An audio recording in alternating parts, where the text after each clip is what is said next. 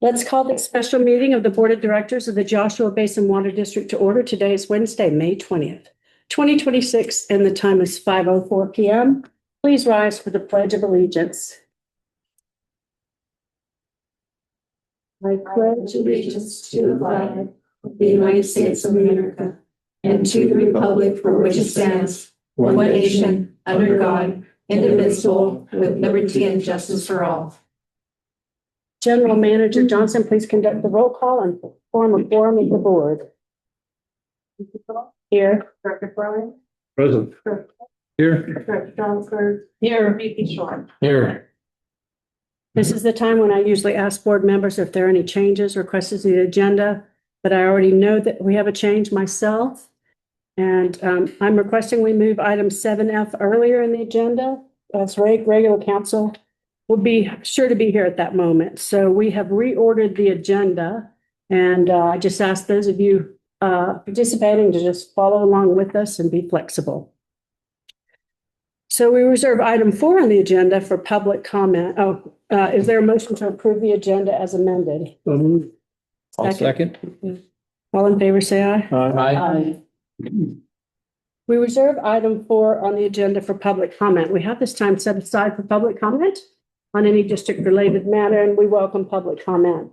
Please state your name and limit your comments to 3 minutes. Is there anyone online with the public comment? Please raise your hand on the option. All right, there doesn't seem to be any comments online, and there is no one attending here in the room that has a comment. So the public comment period is closed, but you may comment during the meeting on specific topics. Moving on, we're moving to the consent calendar, and these items are expected to be routine and non-controversial and to be acted upon the board at one time without discussion. If a board member would like an item to be handled separately, it will be removed and for separate action. So we have one consent calendar item for today, and that is the amendment number 3 to the general manager contract. Do I hear a motion to approve the consent calendar? So move. Second. Second. All in favor, say aye. Aye. Do we need to have a full roll call vote on that? Okay, we didn't. Okay. Question. All right. Now we move on to the action calendar part of the agenda. First up is item 7A, which is a review and discussion of the district's newly updated 2025 Regional Urban Water Management Plan. We have a guest for this item. General Manager Johnson, please proceed. Thank you. As you may recall, we were working on the urban plan as a new approach. The last time we did the urban water management plan, we did it singularly to fund ourselves with our consultants. This time we are working with Mojave Water Agency, who's coordinated with multiple agencies.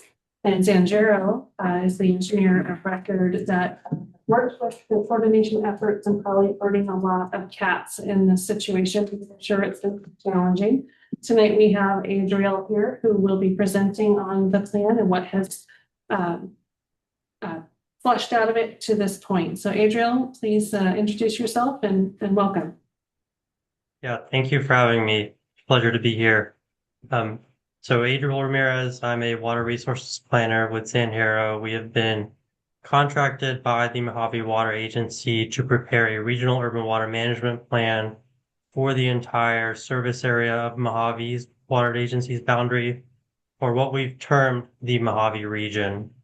This plan would include the 10 urban water retail suppliers that meet the Urban Water Management Planning Act threshold, plus Mojave's wholesale chapter. I do have some slides prepared. Do you guys have those printed out in front of you, or is it being shown on the screen? I can also share my screen. If you could share your screen, that Oh, yeah. and yeah, you can run the show since he's on.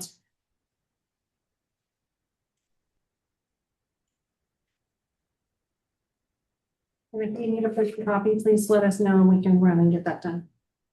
I think you just need to give me permission. Should be there now.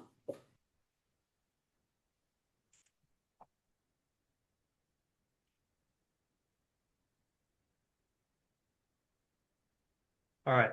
So I guess one final thing before we start, now that I've given a small overview of the regional urban water management plan. The intent of today's meeting is to be a workshop and to go back and forth. So if you have any questions at any time, please feel free to stop me.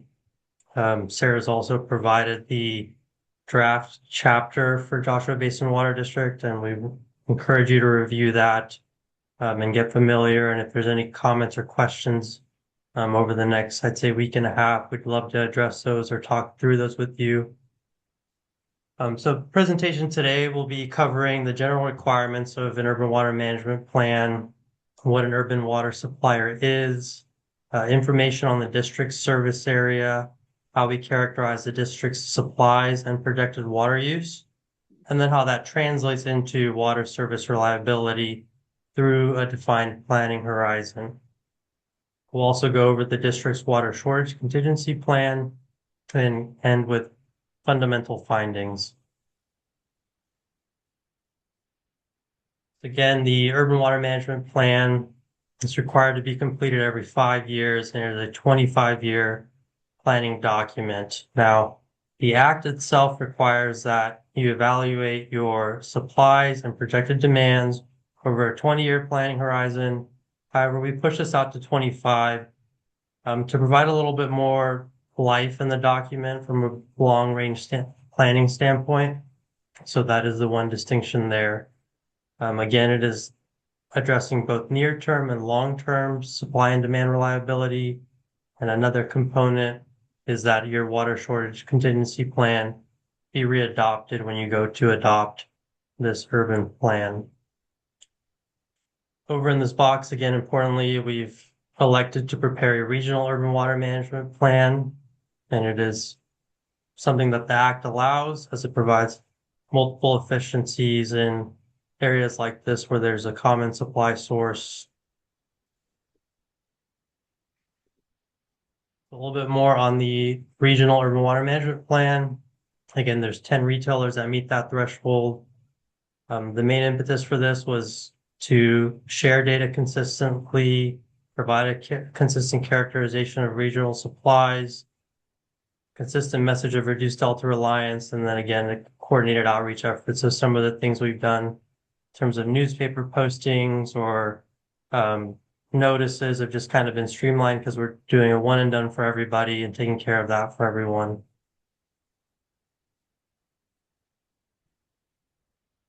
So a little bit more on the structure.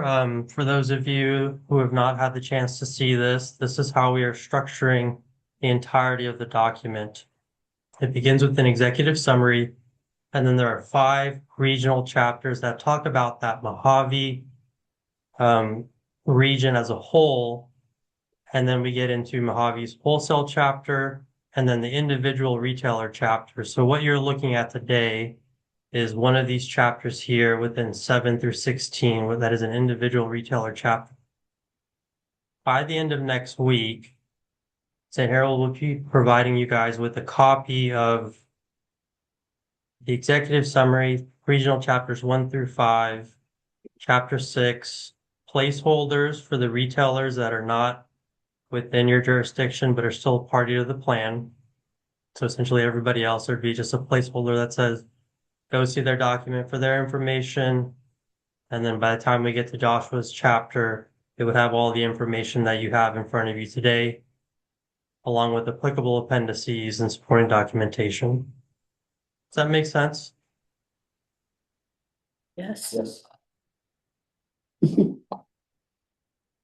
So an urban water supplier. So an urban water supplier is a entity that serves more than 3,000 acre feet of water annually or has more than 3,000 customer connections.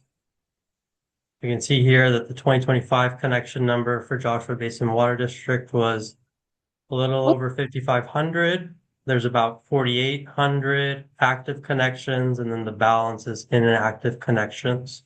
And in 2025, we supplied around 1,300 acre feet, and that number has generally been consistent since the 2020 plan. So 2021 was about 1,350, and then it's kind of teetered around that 1,300 mark over the past couple of years. Question. Yeah. Is it all right if we interrupt with questions? Of course, yes. All right, okay, Director Flowen, thank you for being recognized. It's on page, I don't know, it's 13-4 or 16. There's language in the second to the last paragraph saying that we did something on a date that we did not do it yet. And is that on purpose? Yes. Okay, never mind. It's a draft so that we're prepared for the final. Okay, thank you. Is that the meeting that we're having today that's on there? June 3. That's the next meeting, yes. Oh, mentions both of them, yeah.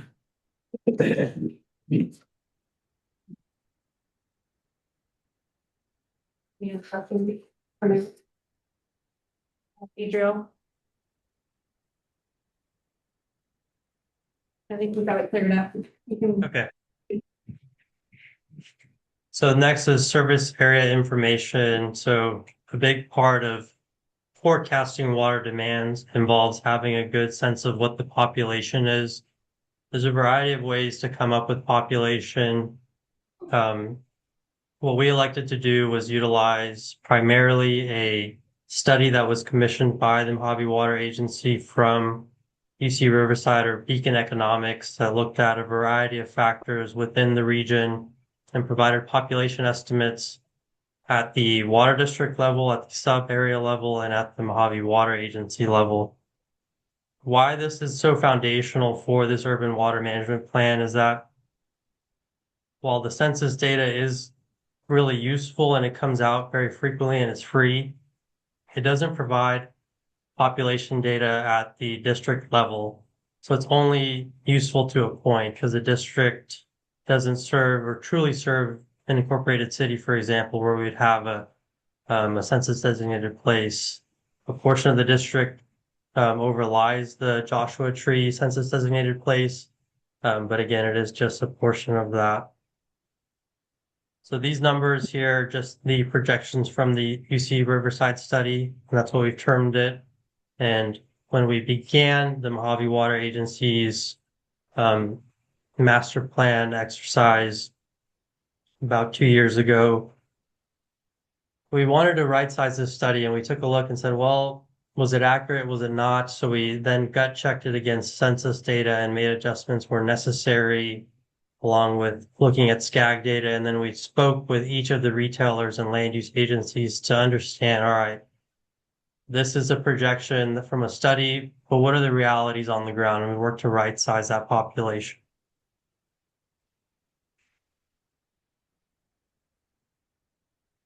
Moving on to supply characterization. So Joshua Basin's supplies are managed, or they're essentially managed groundwater that is supported by local storage and imported recharge. So in the 2020 Urban Water Management Plan, there were a couple of USGS studies that quantified the amount of storage available in the Copper Mountain Valley groundwater basin and the Joshua Tree groundwater basin, which are the two essentially components of storage for the district along that is supplemented with MWA State Water Project imports. Now, because sufficient supplies are available from a storage standpoint, the district extracts the groundwater that it needs to meet customer demands, regardless of the year type. So for reliability purposes, what we've done is we've set your projected demand equal to your supply, rather than saying we have 400,000 acre feet of storage available to us. You know, it wouldn't provide as much of a useful gauge as to, okay, where is demand going and what supply might we need to meet that. And to add a little bit more, it becomes one, difficult to quantify how much storage is there on a year-to-year basis if there's not a groundwater model component there. A little bit more difficult as well in a basin such as these that are not subject to SGMA or adjudicated for that matter. So a little bit more here is what we're seeing is this is again required by DWR, and a lot of these tables that you're seeing in the plan are requirements that you do certain evaluations. So this first table here, we have a normal year, a single dry year, and then 2026, and then going into a multi-year drought. So the reason why that this normal year, groundwater production, single dry year in 2026, they're all the same number is because your customer base is not adjusting and reacting to the amount of rainfall that comes down every year. It's pretty hard in demand that you're able to meet. So it's essentially a little bit of a status quo versus somebody that may be like up here in Sacramento where I live. If it's not raining in February, oh my gosh, my grass is getting dry. Let me go turn sprinklers on to meet that. And then it rains the next month. Maybe I don't run my sprinklers. Those types of things are captured with this managed groundwater production. Any questions there? David? Director Fett. Yes, my question would be on the population estimates before this. We understand that Joshua Basin Water District, within our borders, we have about 30% what's called short-term rentals. And so my question would, because they had an impact on us about 2 or 3 years ago of about losing 2,000, so we're down to 8,000 people. And so my question would be, is your population figured on a factor of the households that are supplied, which is 5,500 or whatever? Because usually, sometimes they just multiply it by a certain ratio to get the population. So our population is around 8,000 right now. So I'm gonna let Adriel talk about this, but I just want you to know that staff really looked at this very hard as well, because these numbers we know don't fully reflect what we think our actual reality is, but we only have a few things that we can go off. One is the UCR study, and the other is the 2020 census. And so those numbers, along with thinking about how many visitors are coming in and filling those Airbnbs through the year, I should say, is how these numbers are put together. But Adriel, for 1 moment. Yeah. Director Jarlsberg, did you? Well, I'm with you here. I had an idea about this 10,375 also, because it's been 6 years in 2020 and stuff has happened Of course. as well. Yeah. As what you're about to talk about. Right, but Adriel, I'll let you elaborate a little bit more, because I know we kept you busy on this subject for a little bit too. Yeah, there's definitely a balancing act here. We recognize that a seasonal population that you experience is a hard thing to quantify. You know, it's tough to know when people are coming in, how long they're staying for, but importantly, they are exerting a demand on your system, right? So even if they're here for a short period of time, they're exerting a footprint on your system that we need to capture. So if we drill in on the population and we only look at the people that live here, and we get a good sense of that, then we're saying that that population that is permanent is absorbing the water use from those people that are coming in and out. If that makes sense. And I guess I'll, not to go too far down a rabbit hole, and you'll see this in the write-up that you have in front of you. The way we characterize demand is by looking at a GPCD, so the amount of gallons per capita per day that a person uses within your system, regardless of whether it's commercial, indoor, outdoor. We take your gross demand divided by a population, and we get a GPCD that we use to project forward in a nutshell. So again, if we drill really deep and we only are looking at the people that live here and we get a lower population, it becomes a little bit trickier to say, all right, well, this household used way more. Well, in reality, it was the Airbnb next door that was exerting a footprint on the system. Why would we assign it to only your customer base? And there's reasons for that that we can get into if you'd like. I think it's important to maybe talk about, especially when it comes to the urban water management objective, the GB. Yes. Yeah, I think that would be Yeah. for them to know. So that's a great point. One of the things that are requirements in statute and in the urban plan are that you meet your urban water use objectives. I know if you recall, if you were on the board during the 2020 urban water management planning cycle. The SBX 7-7 was a big thing back then where you needed to show that your GPCD per person was reducing.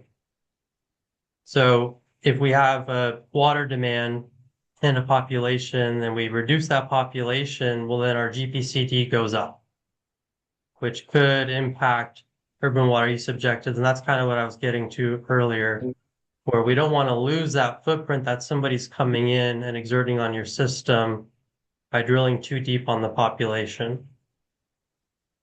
Not to say that this is 100% accurate and we wholeheartedly believe that these UC Riverside study population numbers are correct. Any population number is just a forecast, but it really is ensuring that that magnitude jives really well with the water use that we're projecting for the district, if that makes sense.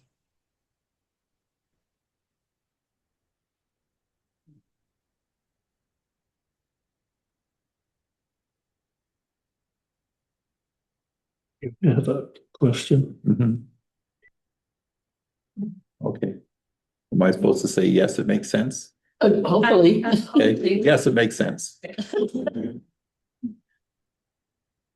To somebody. This is to us too. Yeah, But there is a method to the madness. yeah. Okay, Thank you, Adriel. I think we're Yeah, good. of course. And I apologize, you guys are like this big on my screen, so Yeah, we it's a know. little tough to get the feedback. Okay, so I think we were talking about how demand is not really fluctuating between a normal single dry year and then the beginning of a multi-year drought because your demand is pretty hardened as it is. You're also importantly not relying on a surface water source that could get curtailed in a drought year and therefore, oh my gosh, all of a sudden I don't have a supply source. So that is the reason why this is titled Managed Groundwater Production. And we'll get into that a little bit more in a second. So again, this is more of a longer term look, but same sort of principle. Demand is not changing between a normal and a single dry year or in the first year of a multi-year drought. And then this is projecting your demand out into the future, out to 2054.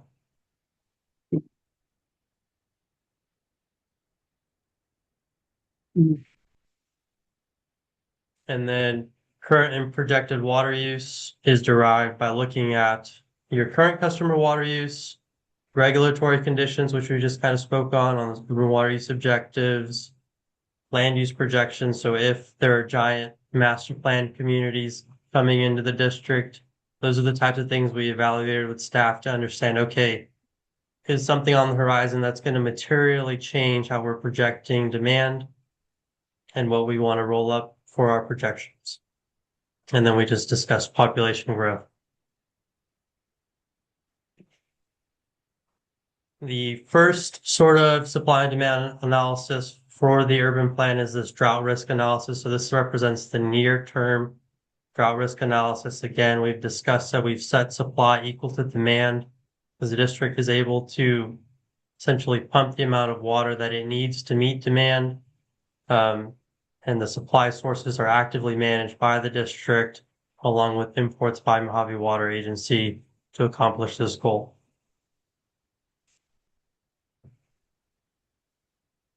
Same sort of picture here is long-term reliability. So again, out further into the future, but showing a normal and a single dry year.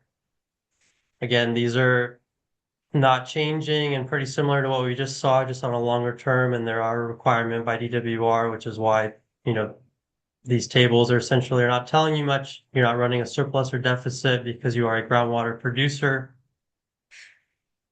versus somebody that may be reliant on a surface water source that you might see a surplus or deficit, and depending on what the state water project allocation is in that year, for example. Any questions there? This is President Doolittle. I have a question. So I'm looking I'm trying to follow along in the document, and so I'm looking on what's our page 56, 13-44. But when you're doing this supply and demand, you did this for the overall MWA as well, right? Because Correct. maybe not you in particular, but your agency. And you did it for the individual districts like us that were part of that regional plan. How did you the supply, are you considering the numbers that MWA has for what they're considering for their dry year supplies, including Yes. these numbers? Yes, so that will all come out next week when we give you your document that has a regional representation. In a nutshell, what we say is that yes, these projections for MWA in a single dry year, we are being very conservative with what the state water project allocation might be in that year. So we'd say, all right, it's 5% versus in a normal year for MWA, it's 54%, which leaves them with a block of water that they could recharge, send down the Morongo pipeline, XYZ. In a 5% year for MWA as a whole, and this is rolled up at the regional level, we would see a deficit that MWA needs to make up. And that would start to have them draw on their stored groundwater within each of the subbasins.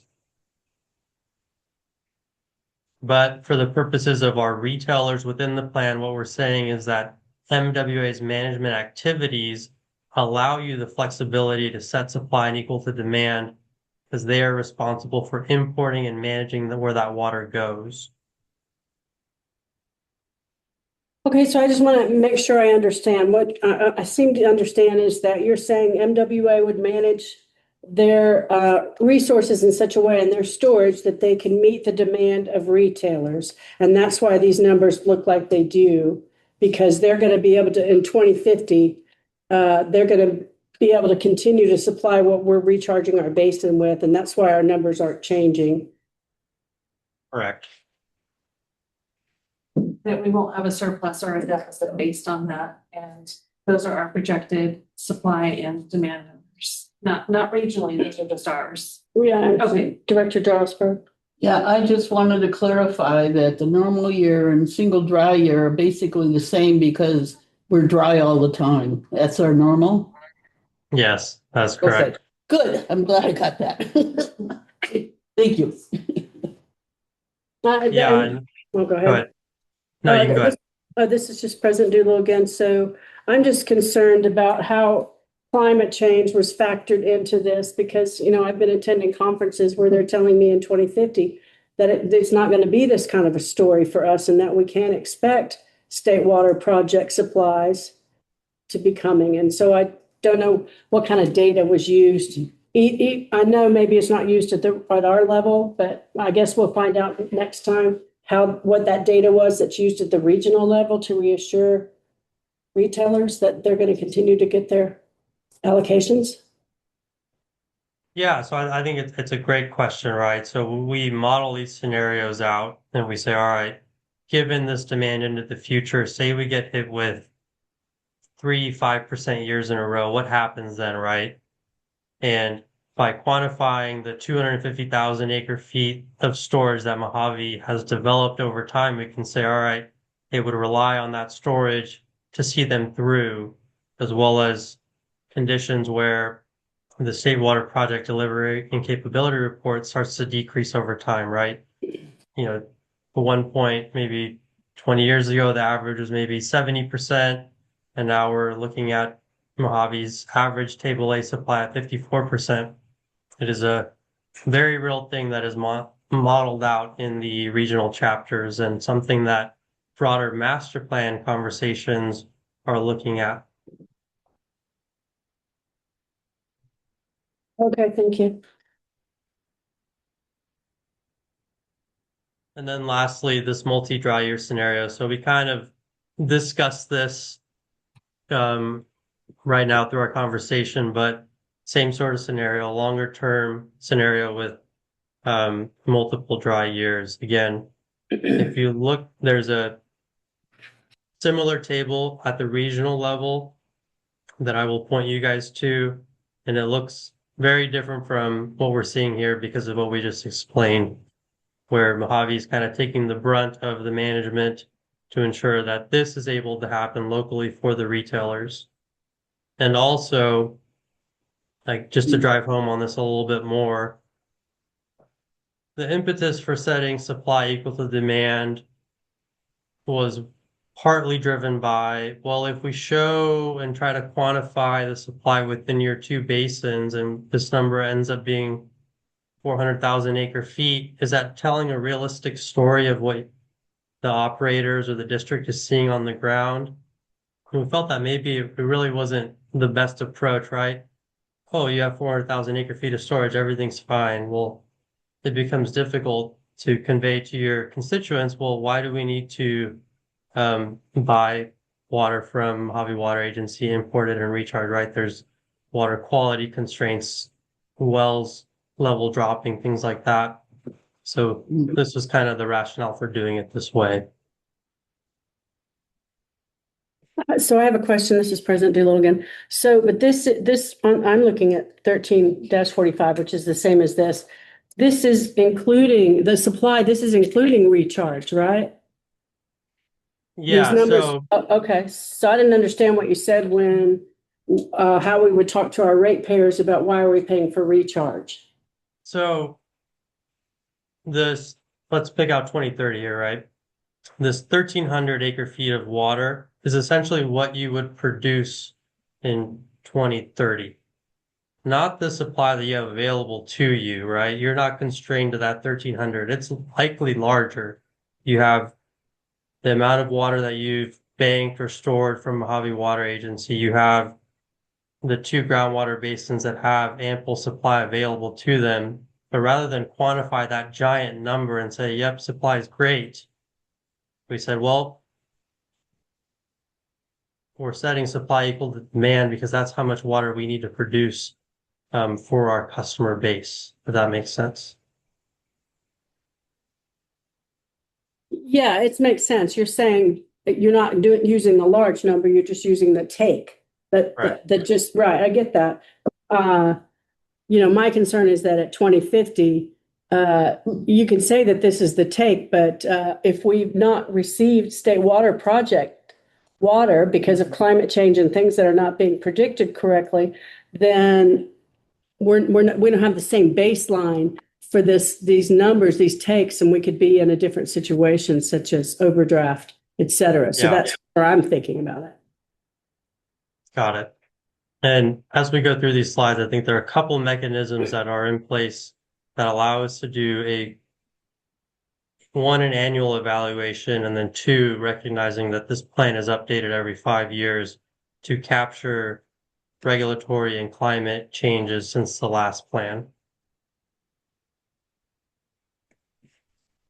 So this last couple slides here, one is the water shortage plan. Again, this is essentially the action plan for what you would implement if there was, say, a multiple drought year. But as we've discussed, the reality is that drought years don't essentially change what you guys do from an operational standpoint, largely driven because your demand is hardened already. But say if there was a catastrophic failure of the state water project or the Morongo pipeline, this water shortage contingency plan that you guys have had in place since 2020 outlines the actions that the district may undertake to conserve water in those periods. Importantly, there's an evaluation that occurs every July 1st, and that is your annual supply and demand assessment, where you're essentially looking at the next year and saying, do I have enough supply to meet my projected demand? So this is happening on a year-to-year basis, and it provides a mechanism to say, all right, in the urban plan, we said we were going to be here in 2030. Well, reality is we've done our annual assessment in 2030 and we may be higher, we may be lower. So it provides a consistent gauge for the district to evaluate where you are in time as it relates to this larger planning document. A little bit more on the water shortage plan. Again, there's things like public outreach and conservation messaging, restrictions on non-essential water use during these periods when a stage is triggered. And then the fundamental go ahead. Can I ask Director Jarlsberg. Oh, can you go back? Wait a minute. Oh, there. Restrictions on non-essential water use. What would you define as non-essential? So we've seen them like you'll see certain districts put out messages of saying you don't water your lawn on certain days. Obviously, this wouldn't apply to you guys, but maybe Right. limiting car washing to certain days during a severe drought Oh. period, Okay. fountains for display, things like that. Would Outdoor that, watering, uh, restricting outdoor watering, yeah, water park. but we don't have a car wash in Joshua Tree, But do people we? wash their cars out in front of their Yeah, house. no, I understand that, but that'd be easy to stop. I'm wondering if you would stop businesses too, if they were water users. We would be the ones determining what is essential and non-essential, or would that be somebody else? Good question. I think it's outlined in the water shortage contingency plan, the parameters. And then, of course, the governor, when there is a drought, does come down with usually some orders that we'll need to comply with and figure out how that works with the plan. But we're already doing this non-essential. I mean, that's going out at almost every day. Don't hose down your driveways. I mean, there's, a number of things that people just don't do. You don't see them doing around here. Yeah, 'Cause- so we adopted level 2 of our contingency plan in 2022, I believe, and it was never lifted, and it just basically always be in conservation mode. 'Cause we're in a desert. So I was kind of wondering what else, something we didn't think of. I don't know. It's in that plan. Yeah. Look at the bigger second document. Yeah. There's a lot, Okay. a lot of good meat in there. Okay. And this is President Doolin, I'd just like to say, if we're going to have increased enforcement measures, I would like to have badges and be declared water sheriffs. Oh, there you and go. Water deputies and, yeah, so, and I'd like it to be a big badge, big one, Shiny. shiny copper. The, copper. for fire hydrant thieves. Yeah. Thank you. Yeah, I think you hit the nail on the head, Sarah, right? 2022 was a severe drought year across the state, and you guys went to stage 2 and kind of stayed there. I think in looking at your water data, it's really paid off. You guys have met your urban water use objectives, met water loss standards, doing everything right so that you may never need to go to a stage 5 or 6 where you're essentially the water police, right? So we'll conclude with fundamental findings and that substantial supplies exist in the Copper Mountain Valley and Joshua Tree basins. Overall, as you guys will see next week in the bigger document, the Mojave Water Agency has determined that sufficient supplies are available for the region. Projected demands will increase with added population. Again, if population doesn't increase, we'll see those demands kind of hover around that 1,300 mark that we've seen over the past 5 years.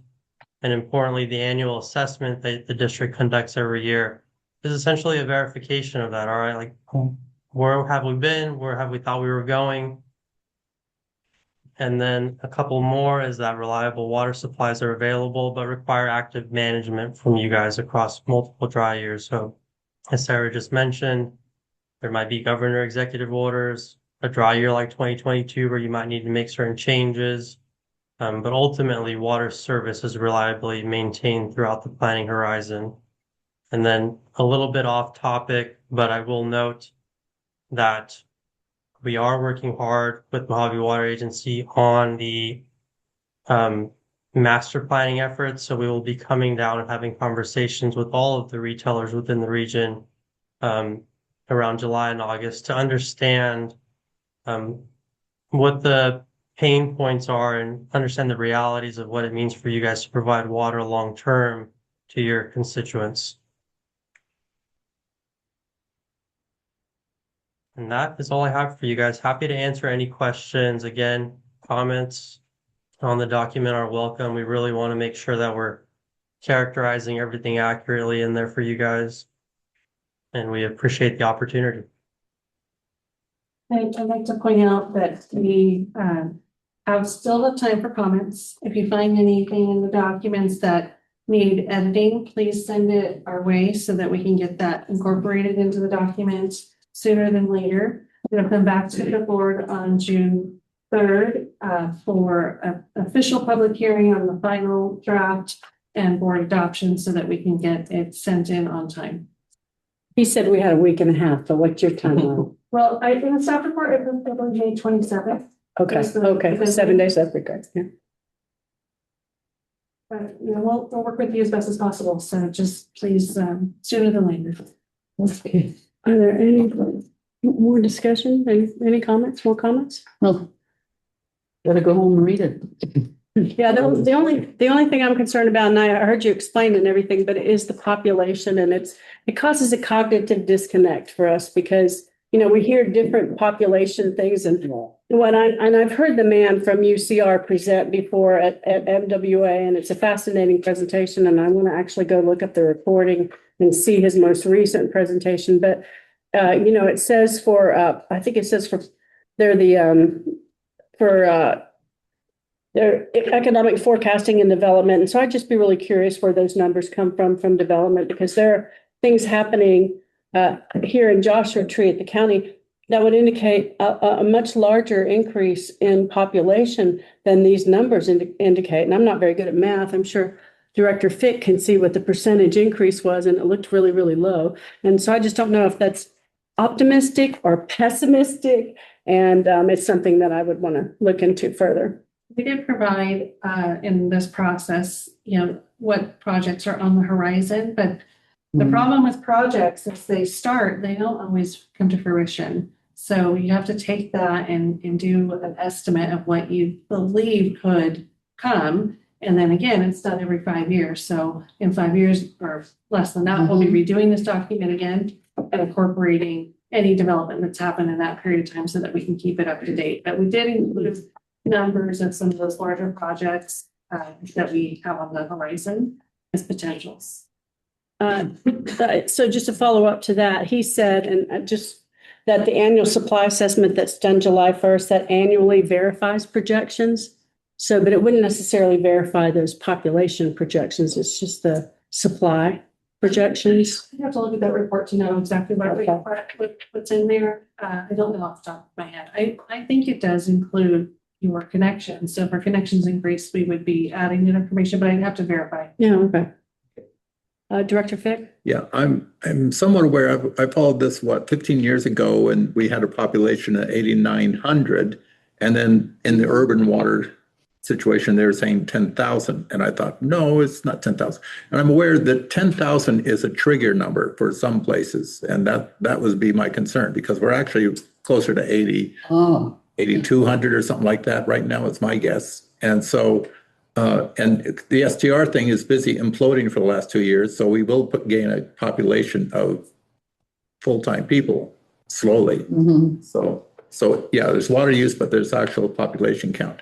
And back when I was a MAC guy, back in 2007, I tried to have them do the proper maps for the census. Of course, they didn't. So it's a tricky number. We got hung up in the weeds on that one too. And the problem is that if you go down, you have to justify, you know, why you went down, what count you're using, what backup data are you using to justify that number. And then also it affects your urban water objective. So it reduces it. So you're going to start using less. Well, let's use the 10,000. I think, you know, it's in our best interest to keep it where it's at and we have the data to support it. And before you know it, there'll be another census. There will be, and hopefully that will inform, get us, you know, closer to what that real number is. I go back and forth on the connections. I got hung up on that too, because I keep saying 57, and this report says, 600. I know it's not that much, but we do go up and down because people move constantly. And so there's not a hard number, but it's hard to remember, get stuck in your head, and it becomes your own baseline. All right, seeing no further discussion. Thank you, Adriel. We'll look forward to thank seeing you. you next meeting. We'll talk Of soon. course. Thank you, guys. Thank you. Again, as I said, we've moved some things around on the agenda. And so next up, we're going to be looking at item 7C, which concerns discussion of contracting for engineering services to complete a reservoir evaluation. General Manager Johnson. Thank you for thinking about proposal, and we have Cindy Ware, our production supervisor here, to give an overview on this project. Thank you, Sarah. So you might recall we spoke about this Monday in our budget workshop, where we touched on it, the D3-1 rehab. D3-1 has a capacity of 110,000 gallons. It was constructed approximately in 1995. It serves roughly 30 to 40 customers with the potential to serve 15 to 20 more if the vacant land is developed on. And based on the data we have available, we determined that the last dive inspection was done on June 3rd, 2015.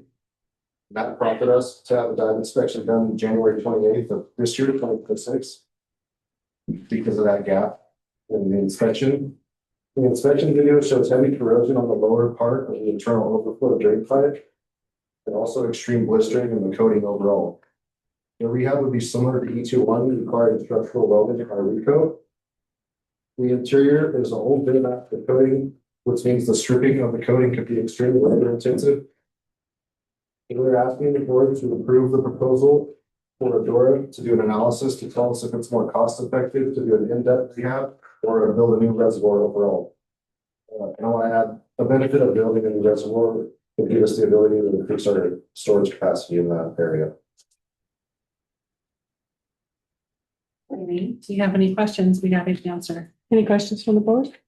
Is this D3-1 or is it a different one? D3-1. Thank you. And Mr. President Doolittle, can you remind me where D3-1 is? Yeah, D3-1 is the water tank above the hospital. And have there been any impact to the fact that this wasn't, we didn't dive it and that there's been corrosion or just, degradation? As far as customer service goes, or do we hear any impact about that? No issues, no water quality issues. Right. So Amazing. the woo was on our side. Director Fitt? Yeah, there's a square mile of high density zoning just north on the highway up opposite the hospital complex. So if we try and shoo the developers who are badly putting it in conservation land and elsewhere, which say there's a lot of flat land down there. right. It's high density zoning. That's where you should go. And so my guess would be that that might be conducive to having a second reservoir built, considering. Built in the same area. Yeah. Not a different area, because you wouldn't want to lose what's already there, the distribution systems there, the booster stations there, so the elevation is already there, so putting it somewhere else is a whole brand. I wouldn't put it somewhere else. I'm telling the developers to put their houses somewhere else. Yeah, Got it. yeah. Yeah, outside of JT. No, well, it's within JT. It's just not in a flood zone or not in a high density uphill part. Yeah. Director Flowen? In either case, are you going to have to put temporary tanks up there while all this process is going on? That's a good question. So me and Ray spoke about this. We've been kind of discussing options, and one of the options we discussed was building if we decide to build a new tank, we can use the old tank while it's being built. And then after the new tank is online, rehab the old tank and have two tanks on the property for redundancy.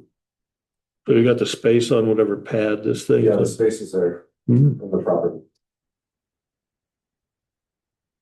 So this portion is just an analysis to determine, best foot forward. And I want to thank Kenny for coming here and presenting on this, and for in his new role, really upping the ante and making sure the maintenance is done in all of our reservoirs and getting these dives done. So Here. Thank you.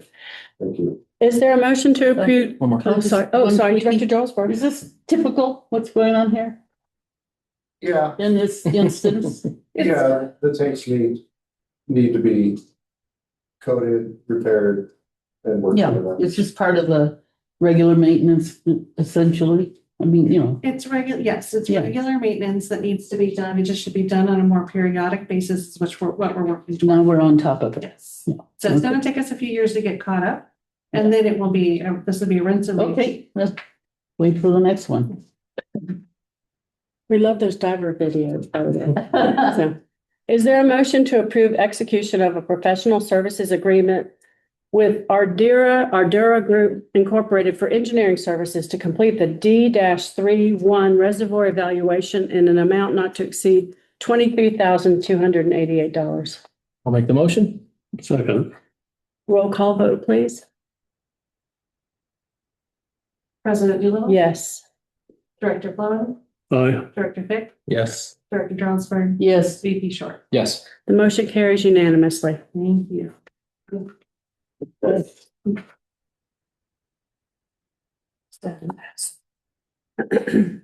Moving on to the next item on our flexible agenda is item F. And this is a discussion of President Doolittle's establishment of a water and growth standing committee. Before we get started, let me share that there was some discussion between me, our general manager, and council on this agenda's framing. We've not created a committee in the 7 years I've been on the board. And there was misunderstanding about what was stated on the agenda, board action. I misstated some things. So before we all get started, let's make sure we were all on the same page. I'd like for Jeff to clarify that tonight we're talking about a standing committee, and to also give his opinion on what the admin code says and doesn't say regarding presidential creation of those committees, their scope and membership. And then from there, we'll go to the general manager, and then I have a presentation prior to discussion. Council? Yes, thank you. I'm happy to give that explanation. In terms of the standing versus quote ad hoc committee, it's really factually it's not a decision necessarily for the board to make. It really stems from whether a committee is standing or advisory ad hoc stems from its purpose and creation, and it's really a Brown Act issue. A standing committee is any committee that has a continuing jurisdiction over an item. So, for instance, tonight, if you're talking about potentially having a water and growth committee that would have a standing jurisdiction to meet and regularly bring back recommendations to the board, you are talking about a standing committee that would be subject to the Brown Act. An advisory committee or quote ad hoc committee is the term is often used, though actually advisory committee is the only reference in the Brown Act, is a committee that meets on a limited basis, comprised solely of less than the quorum of the board. It might meet to make recommendations on a report or a specific 2026 report or whatever that might be. It has a very defined purpose. When that purpose is done, the committee ends and it no longer exists.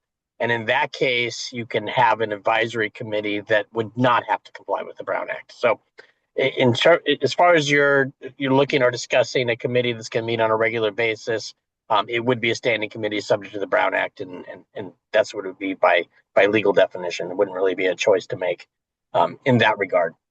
And then in terms of the administrative code, the way your code currently reads, the board president has, so President Doolittle, you have the discretion from time to time to create committees at your discretion. That's section 3.12, I believe, of the administrative code. There's language that certainly defines that the district prefers to do that on a limited basis when necessary, so that you're not drawing too much discussion away from the board meetings, but they do exist for a specific reason. So in this case, what you're really doing, you obviously, the board can always create a committee. It has the power to do so.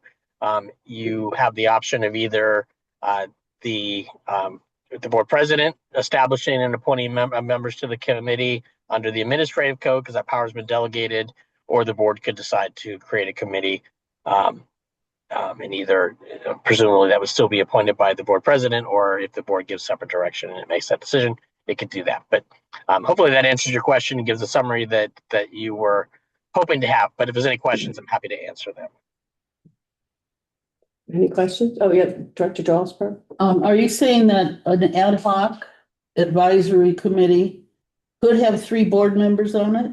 No, it could not. It has to be Oh, an all ad right. hoc I said something about advisory. it doesn't- You It said has to be something a about less it than a doesn't quorum. apply to the Brown Act. That's what I, Ad hoc does not apply to the Brown Act because you do not have to have an agenda or minutes. or publish the minutes or kind of Yeah, thing? but it still is only 2 minutes. Oh, okay, so, okay, that's what okay, Correct. all right, thank you. A standing committee has to meet on a regular time, regular Yeah. interval and agenda and minutes. And Or continuing jurisdiction on Then an I put it issue. in the public, yeah. Okay. Director Peck? I have it's maybe as a formality, but from the understanding of this, can the board, a majority of the board, make the president have a committee? The board, majority of board can always change policy. So I suspect that yes, you could. But right now, your policy is the board president is the one that creates committees under the existing administrative code. But it is a board adopted policy, which the board can always amend. Well, okay, I was just curious because, Yeah. you know, By I majority like to vote. keep things simple, so I like the Yes. president. Okay. All right, General Manager Johnson. I don't really have anything other than what I can help with any questions that come up, but this is it's not a consideration, I think we're changing the topic. It's more of establish, is my understanding, a committee, and then I believe you have a presentation I did, to yeah. help it out, so I'll flap it to you. Okay. All right, so I'm, Can I just say quick, Yeah. on the list here, this is not an exhaustive list of possible committees. There are all these things in that one committee. we're going to discuss what's in the committee. Okay. So let's, if we could bring up the presentation. You know, I love doing presentations and I wish I'd started this a long time ago because I could have showed off all my math skills. But, you know, I didn't start it until yesterday on my birthday. So if we could just go on to the next one. So what the board is being asked to do, so you're being asked to shape and structure a narrowly scoped standing advisory committee, being asked to define the purpose and the scope, and I provided a charter, and to establish reporting expectations. So I'm bringing this before you for buy-in. I want you to know this does not create new authority. It creates an organized process for examining issues already before us. And so why do we even need this? Because a committee can be focused discussion on specific issues. There's greater flexibility for daytime coordination meetings. There's improved access to partners and technical experts, and there's organized information gathering. And we would be bringing recommendations back to the full board, and the full board retains decision-making authority. This committee is not making any decision. It's not intended to create another layer of process. It's that focused setting, and the purpose isn't to move decisions out of public view. The purpose is to make information gathering more efficient and bring clear recommendations back to the board.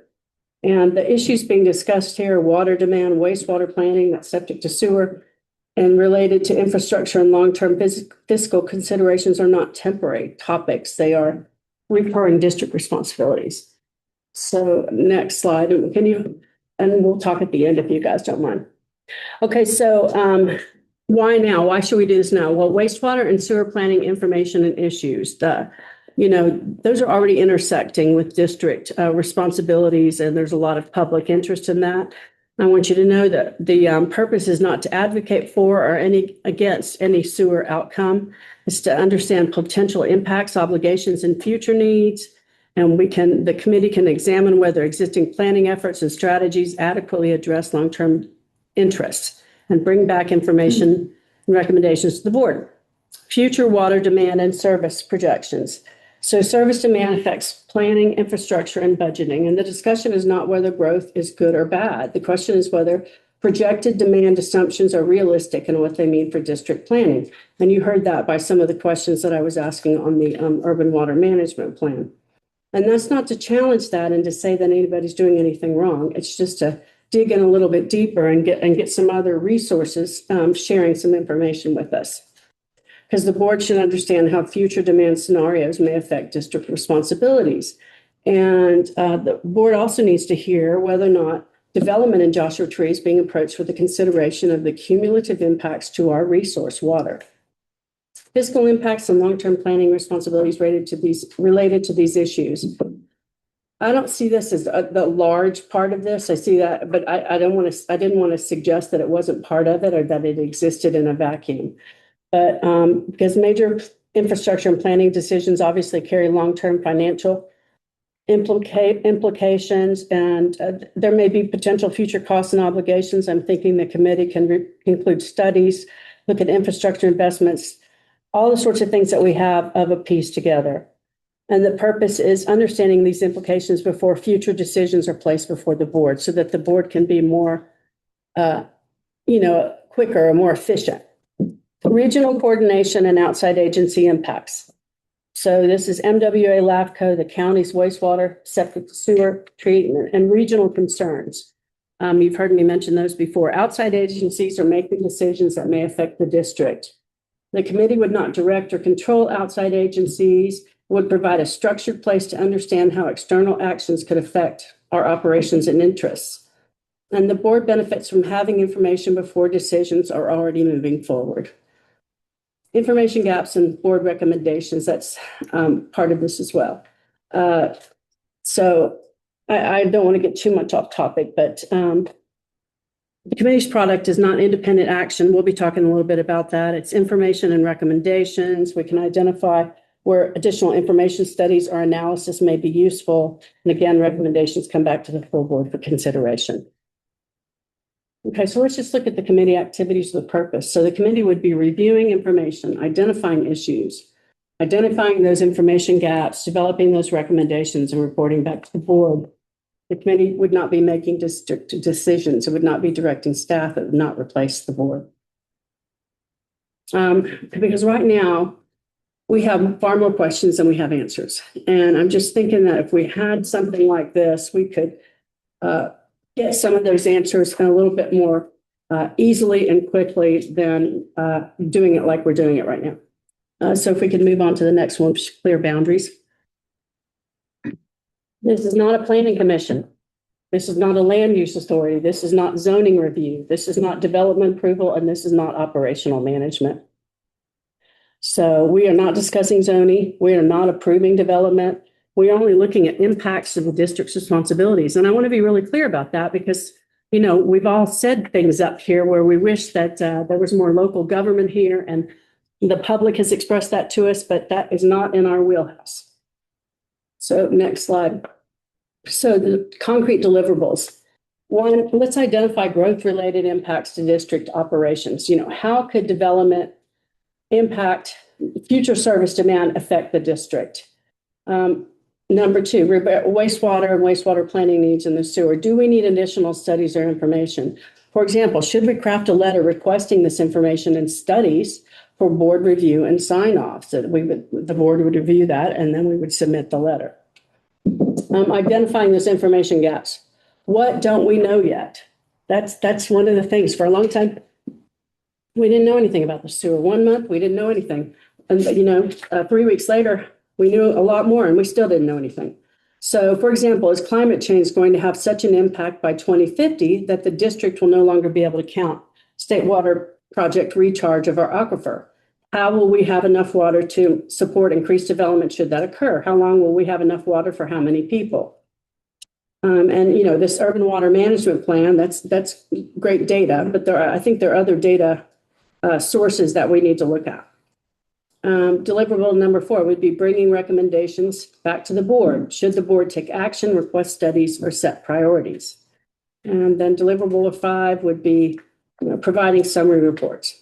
I'm not asking the board to predetermine the outcomes, and I'm asking for this organized, transparent process for examining issues that affect the district and bring recommendations back to the board. And I want you to know now, as a standing committee, that means that this is recorded and it can live on the web. So if anybody here, anybody on the board can go later and watch the committee and what was discussed at the committee. So, Okay. charter in the next slide. So I've given you guys, it was in the packet, and I'm very cognizant and aware that that staff is very busy. And, we brought this up and the board has, suggested ideas of how to resolve some of that. And I want to say that the standing committee would be focused on recommendations and oversight. And I checked with council regarding whether or not staff attendance could be requested as needed, not automatic, because not every committee discussion needs a staff presentation or staff work product. I think initially in the beginning, it's just the board members discussing exactly what we're going to do and what are some potential paths of investigation. And I think we'll use director prepared discussion items, so there's not a lot of pressure on the district to create that agenda, but that those would come to the district. And those would be like outlines, questions, issue trees, or draft concepts themselves. The committee should be empowered to hold discussion-oriented meetings, as I said, without that staff work product. And the staff resources should be used intentionally and only where operational expertise or analysis is needed. We don't want to just show up and then all stare at each other, you know what I mean, and take up staff time. So that's part of, you know, stuff about the charter. And so if you look at the documents that were included in the this, you can see that I submitted a proposed charter, and that would be a public forum to review, discuss, and recommendations regarding the impacts of regional growth and development on the district water supply, infrastructure capacity, operational resiliency, and long-term planning.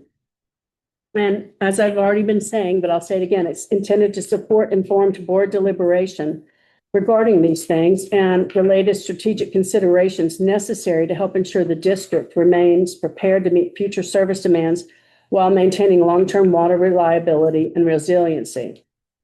The board recognizes that the pace and variety, again, this is, you know, I'm not speaking for the board when I wrote this, it was just a proposed charter.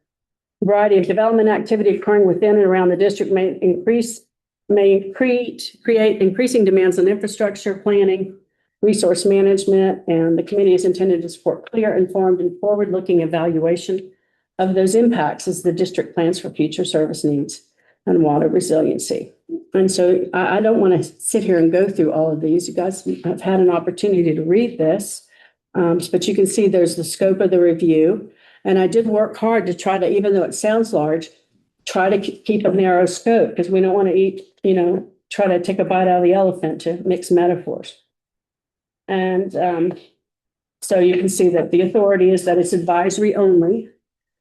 And I'm thinking calling it the Water and Growth Committee. I had integrated Water and Growth Committee, and that's a possibility as well. We've already gone over the scope of work and the governance considerations. As a standing committee, these meetings may be subject to they will be subject to open meeting laws, including agenda posting and public access requirements. And I like this idea of public access, and there might be the public coming in and participating or actually viewing a particular presentation at some point. And I see it as minimal direct costs for the meeting, administration, and staff support. Any future studies or consultant work, which of course would come around to the board, would require separate board authorization. So if the conclusion is, oh, we've identified this group and we want them to come and tell us this, that's, you know, we'd come back to this. Some of the things that we have talked about in the planning, the strategic planning, such as regarding the nitrates in the water or the CEQA lawyer, something like that, some of those things can also be considered by this committee. I believe this supports the district's strategic plan goals related to water supply reliability, infrastructure planning, financial sustainability, wastewater, and effective governance. And so I think I've gone over pretty much what the committee's not supposed to do. I've been trying to anticipate and answer a lot of your questions. I know there will be more. It will be less than a quorum. The general manager would determine what district staff would be involved. And as I said, we could invite subject matter experts, community stakeholders for advisory input or information. And the committee would work on an as-needed basis and would report out its discussions and recommendations. And the committee would remain in existence until modified or dissolved by action of the board of directors or the president, because I understood that the president dissolved the previous president dissolved the finance and operations committees. So he brought that before the board. So anyway, I've got lots of other things to discuss, but I hope I've addressed a number of issues and concerns that you all might have. So discussion. Director Beck? Would the standing committee require legal counsel to oversee it? In other words, accompany the meeting or not? No. Oh, that's good. Okay. Well, yeah. Unless it's specifically Unless there's- requested. yeah. Great, that's great. Yeah, I hadn't even thought about that. Director Josper. Yeah.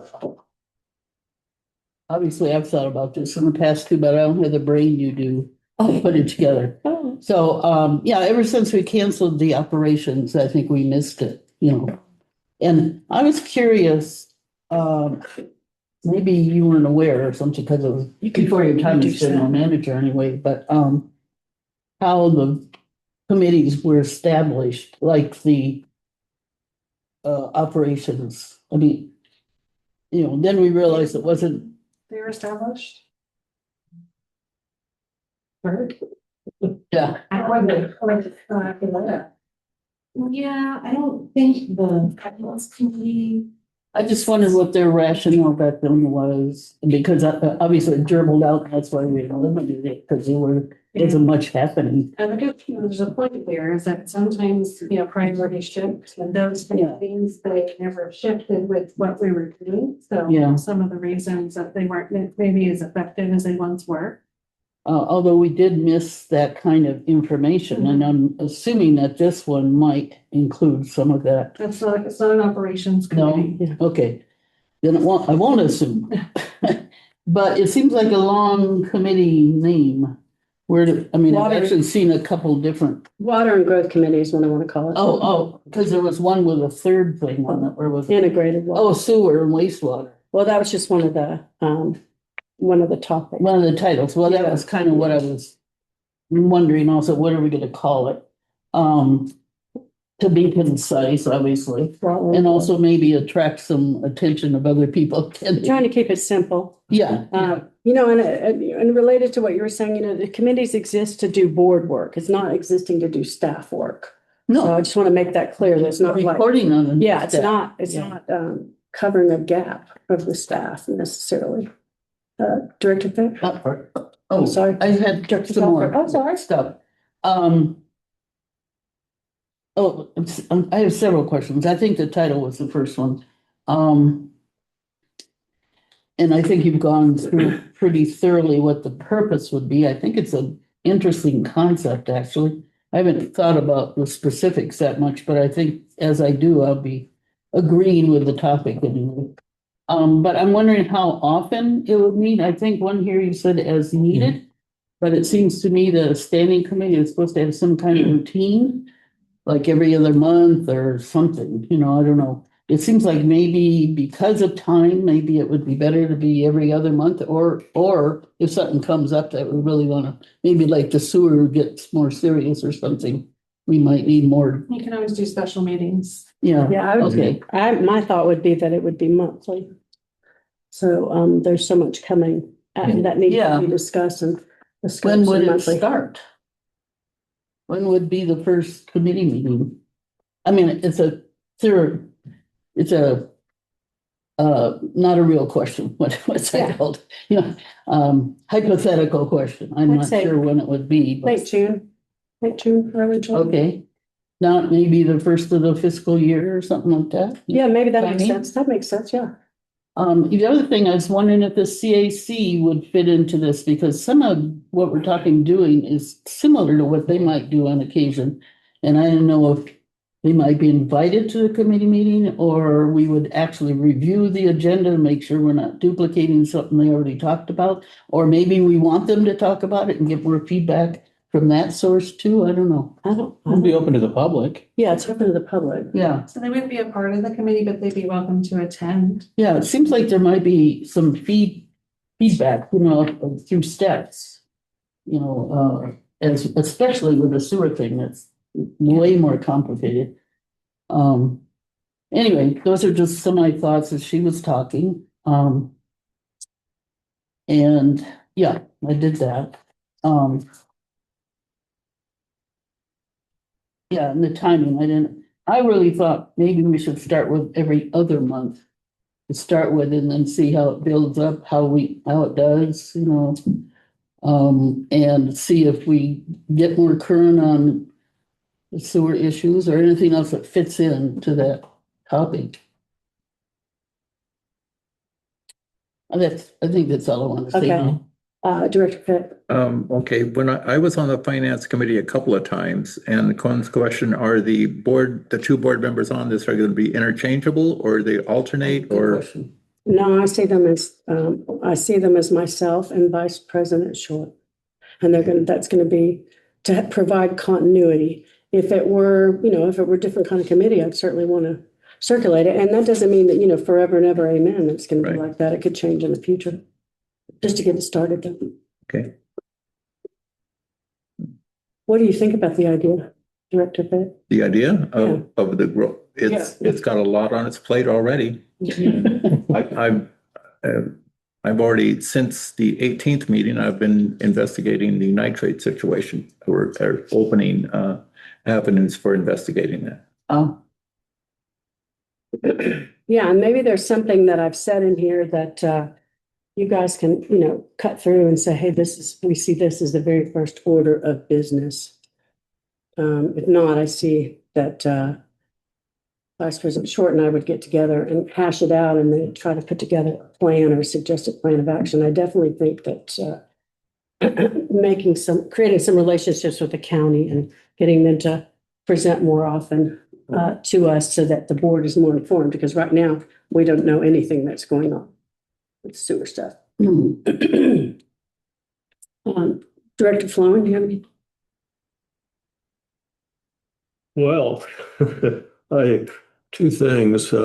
One of them would be that I have a preference for these issues coming to the full board via the general manager or her staff, rather than have, because this could potentially be a long-term thing. We don't know who the board members are going to be in the future, and we don't know what their motivations might be, shall we say. oh, I'm afraid that this thing could evolve into the kind of thing where this is a foot in the door on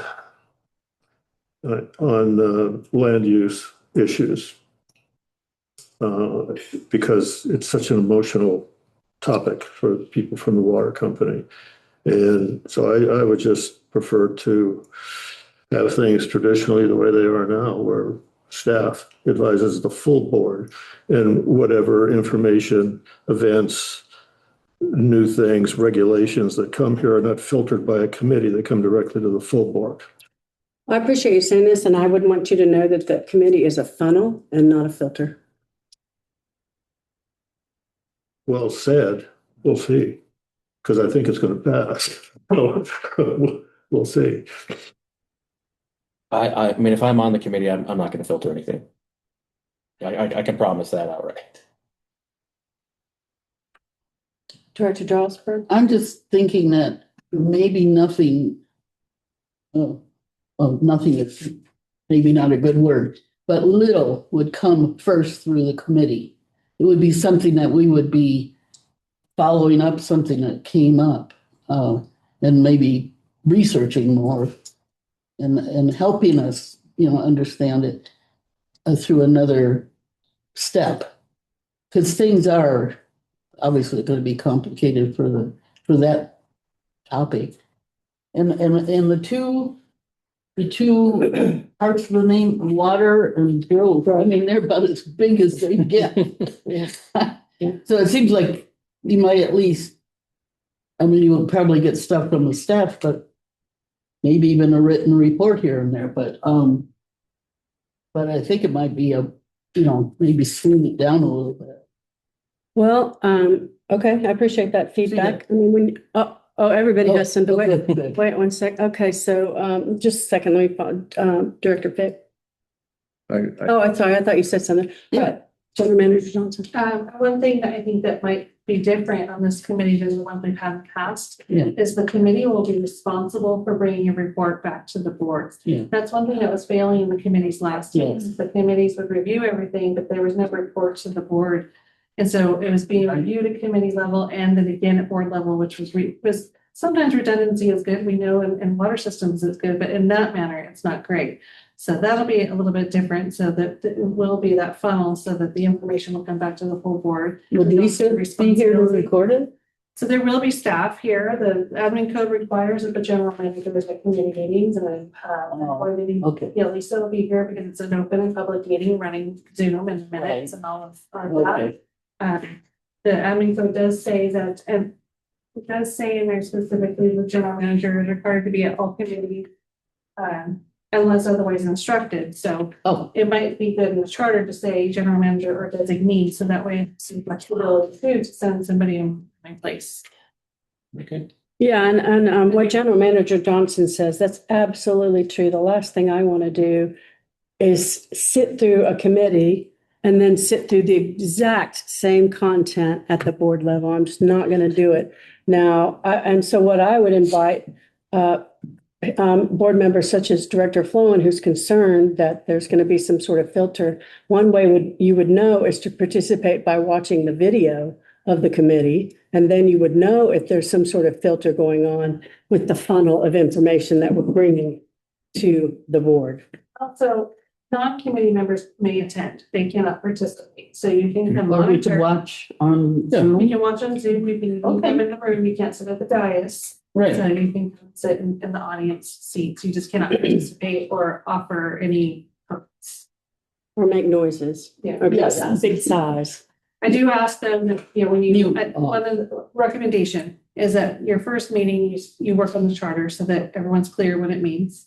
And that you work with us so that we can figure out a date of the week and time that works, Right. because this is our only meeting room. It's the boardroom, but it is also the only conference room this district has. And it gets used for, you know, multi-purpose. So I want to make sure that, you know, we're also able to continue operations.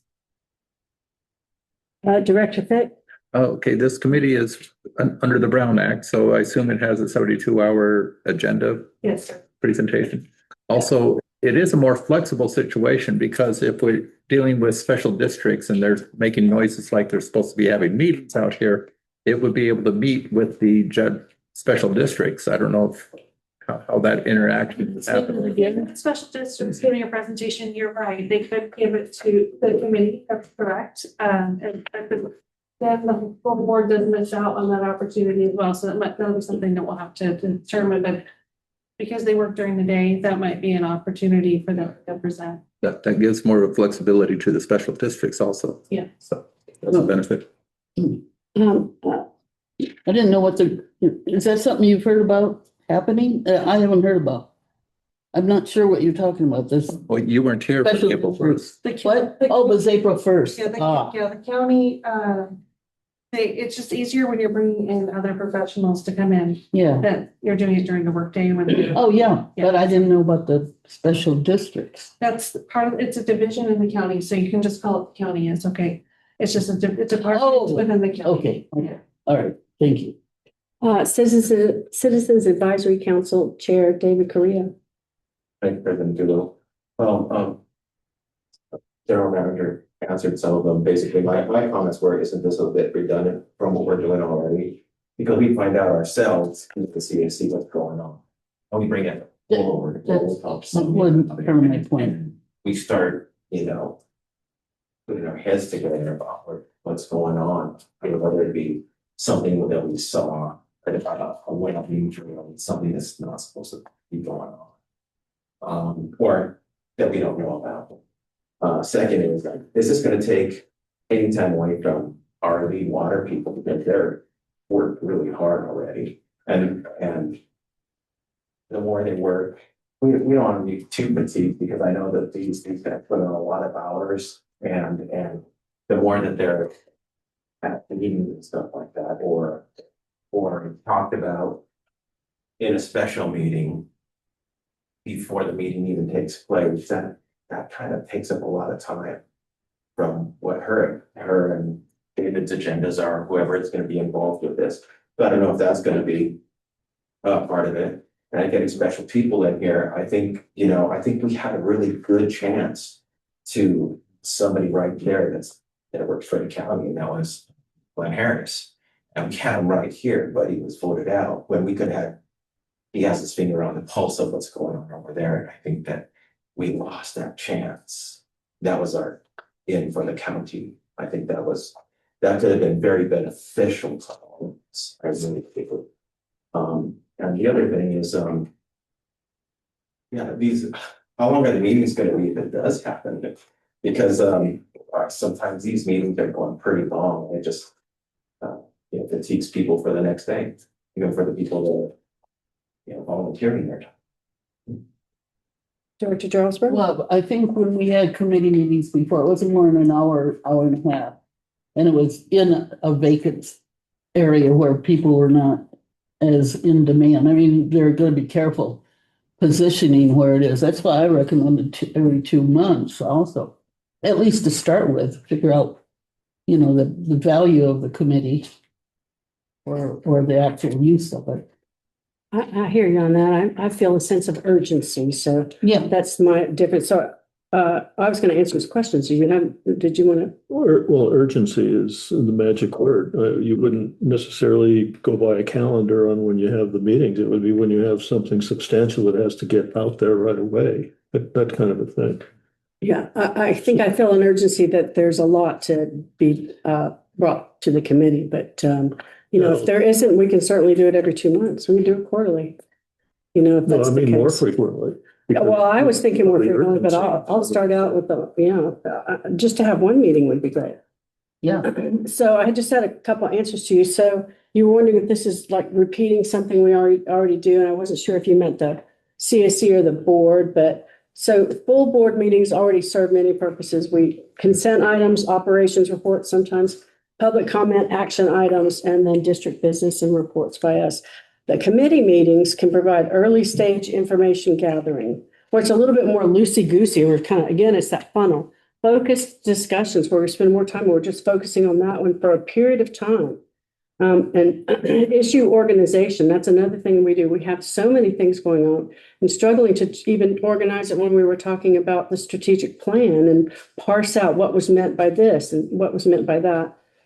So that, and then as I said, I agree that and recognize that the district is busy, but as I've also said, and I'll say it again, operational responsibilities are critical, but governance and strategic planning are not optional functions that occur only when excess capacity exists. We can't say, oh, now we have some time and we can do some of the things that the board is wanting to do as far as approaching strategy.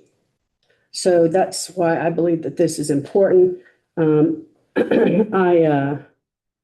I've already had experience with the district continuously being overloaded and unable to move. And like I said, the board has encouraged and offered, fiscally to underwrite some fixes for that. So it's not that we want to do a pile on, but we do have to move the business of the board forward. Let's invite Glenn Harris. He can come into the meeting. I wouldn't have a problem with that. So, I see him socially and speak to him, so I don't have any issues with that. So there's some other comments, any other discussion? We have other things before us, but this isn't as council said, it's not something that I could have just done this and just could have set it up and everything because our vague admin code is like that. But I didn't think that was the way to go. I wanted buy-in, I wanted input, I want to, it's a big and it's a different thing, and I hope it works. My plan is for it to work. But let me just make a motion. So I make a motion that we approve a new committee called the Water and Growth Standing Committee with board members, Vice President Short and President Doolittle, to commence in July with the first order of business is to work on a charter and clarify that and come back to the board with that and with regular reports from there on forward. I'll second that. General Manager Johnson, let's go ahead and get a roll call vote, even though we don't have to. President Doolittle? Yes. Director Sloan? No. Director Beck? Yes. Director Jarlsberg? Yes. Director Short? Yes. I'm sorry. President Short. I'm sorry. All right, so that concludes the discussion of item 7F, which I appreciate us moving up in the agenda. So now we're going to talk about item 7B. Correct? The authorization for the Ridgeline. Is that correct what we're talking about? Okay, good. So next up is item 7B, authorization of a general services agreement with Ridgeline Municipal Strategies LLC. Finance Director Ann Roman. Thank you. So this evening, we do have a Ridgeline agreement that we are proposing to authorize the general manager to execute. It's a member of the expert team that staff is building to assist with the various components of the 2026 treatment project. Staff recommends approval of a general services agreement with Ridgeline Municipal Strategies LLC to support ongoing financial planning. So last fall, Ridgeline assisted us or was contracted to assist us with a 10-year financial projection and financing evaluation. And they did complete that in early 2026 and brought that presentation to the board. They also did assist with earmark applications and various other items related to financing questions. This new agreement would provide continuity and technical financial support as the Chromium 6 compliance project moves towards implementation. The proposed services include grant support, financial model updates, rate study support, financing strategy guidance, and general financial analysis on an as-needed basis. So this would really be over the next 2 years is the term of the contract that staff would be able to consult as needed with the contractor, Ridgeline Municipal Strategies.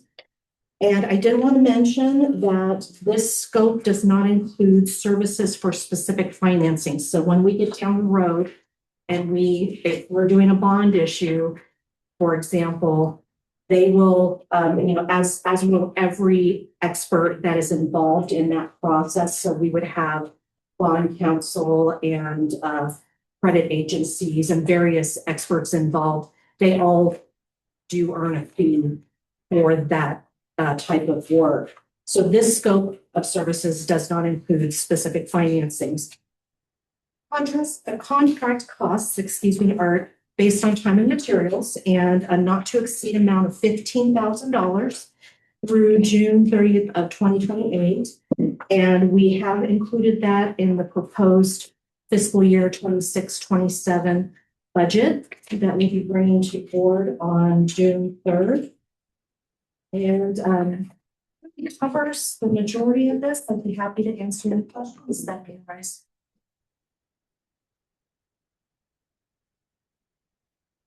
Questions from the board? President Doolittle has a question, a couple questions. So rate study update support, what would that look like? Is that just integrating the plan that they did with the rate study? Yeah, it will help inform the rate study and would enable us to utilize them along with the rate study consultant that we will eventually have to contract as well. So they'll be able to support that effort with the information that they've already gathered. Mm-hmm.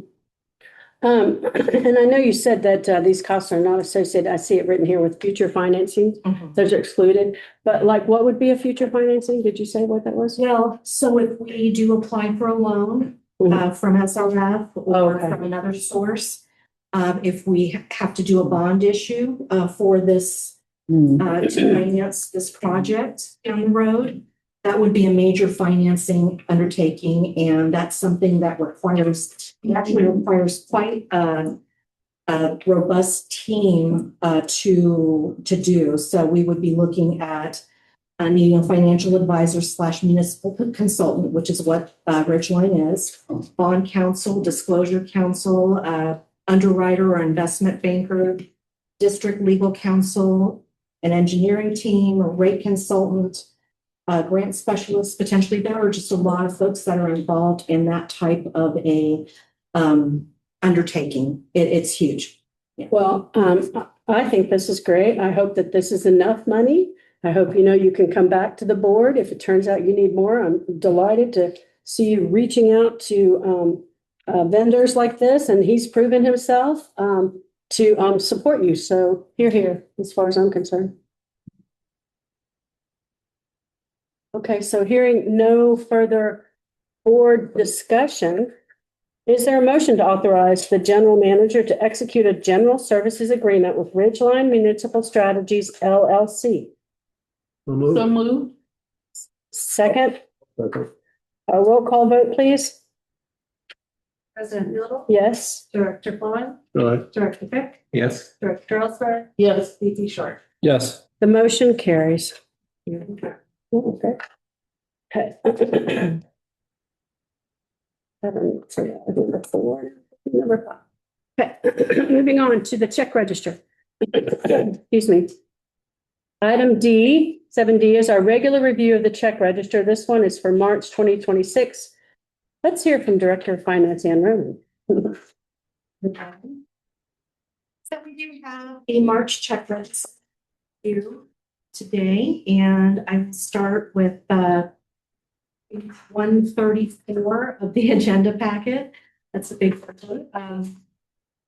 Okay, very top, near the very top, Amazon Capital Services.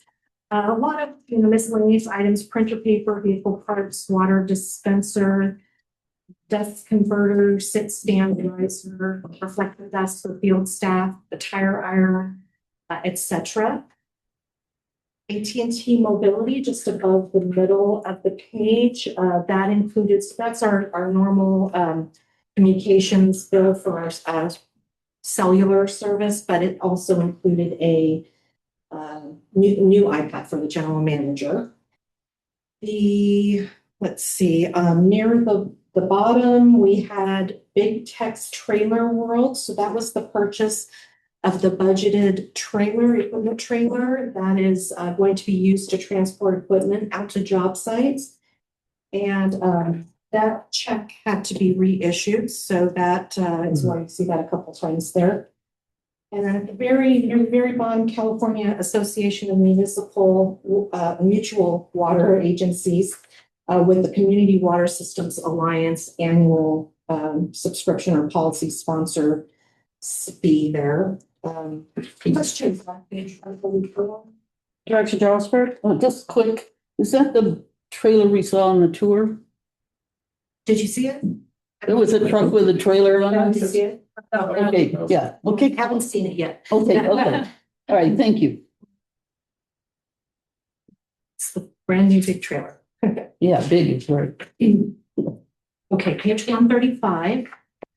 Near the top for Maine, several invoices there for them, including 1,500 feet of 1-inch copper tubing. It's quite pricey, and 100 1-inch angle meter stops and 300 1-inch adapters. Going towards the bottom, we have Gemini Group Consulting that worked on our consumer confidence report. And we have Hale Electric, who installed 2 night sky compliant shop yard light fixtures. And at the very bottom, Home Depot Credit Services that included parts for the tanks, overflow and temp tanks, concrete mix for hydrant repairs, transducer parts, items for paint hydrants, an angle grinder, and a cordless impact tool. Questions on page 130? Director Jarlsberg? Just one quick one.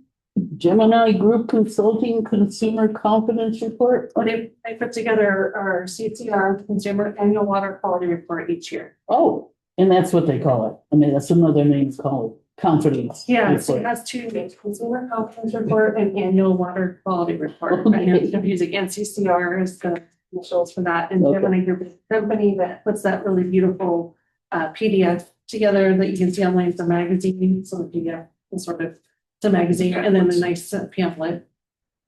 And then for the mandatory report. Right. So.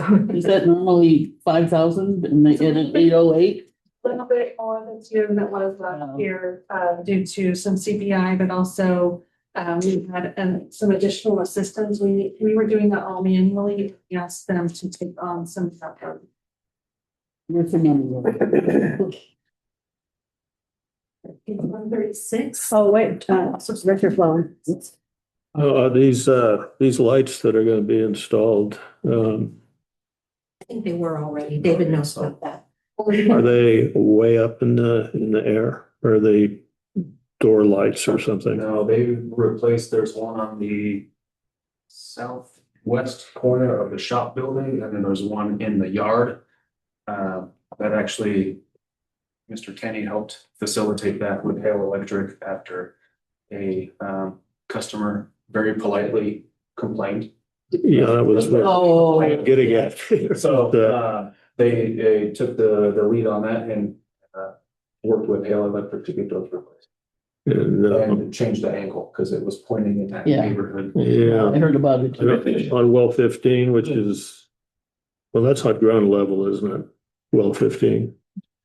So in other words, it's not on a hilltop, but it's broadcasting light onto all of Sunfarers, such thing. No, and those are, I mean, we need something out there to protect the equipment in the yard, so. Yeah. we have cameras.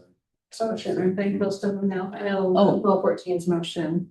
I know we've been Oh, moving good. toward that and trying to, observe the ordinance and to do what we can as best as possible to not, disrupt our dark skies. But we also do have safety concerns that we need to be cognizant of as well. So does that mean then we are in compliance with the nighttime, the light ordinance? Well, this new installation is, and as we repair, replace, and we're doing upgrades, we're making sure that they are compliant. And I know Dave Carrillo had some questions about well 14, gave us some good suggestions, and we've done everything out there to make that better. Yeah, that neighborhood. Oh, good. Actually, when they went in, they thought it was a new shopping center or something right there. Yeah. So actually, Yeah. so basically they go around midnight, go off at dusk, Oh, which really doesn't hurt anybody. But the other problem we have right now is the hospital, and they don't need to be in compliance, but they still are working on it. So everybody around here is really, really nice about taking pride in what they're doing, and at the same time protecting their people and their equipment, as we need to do here also. It's understandable. And I'm glad they were nice about it. We appreciate that too. We don't have backyards. We don't want light shining in them. So, we definitely, want to hear from folks if there's a concern, and we'll address it. Yeah, I'd like to be able to see the Milky Way from my backyard for as long as I can here in Joshua Tree.